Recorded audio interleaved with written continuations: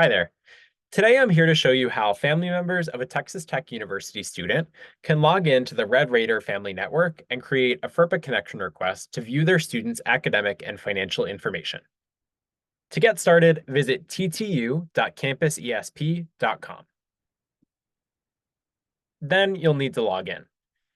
You can log in using any of the credentials shown here on the login screen, or if you need to create a new account, you can click Sign Up.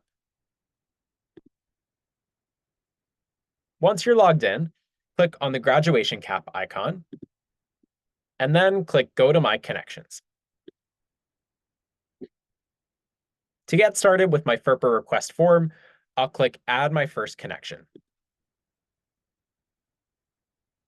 Then to fill out this form, you'll start by filling in your student's Texas Tech email address, and then choose your relationship to the student. You'll then need to create a 4-digit PIN number. You'll need this PIN if you're going to discuss your student's records with Texas Tech faculty or staff members, so make sure it's something secure, but something you'll remember. Then you'll need to choose which records you would like to request access to. You can choose individual records or choose Select All. And finally, to initiate a request, click Connect to your student. And that's it. Your student will now receive an email at their Texas Tech email address to sign in and review your request.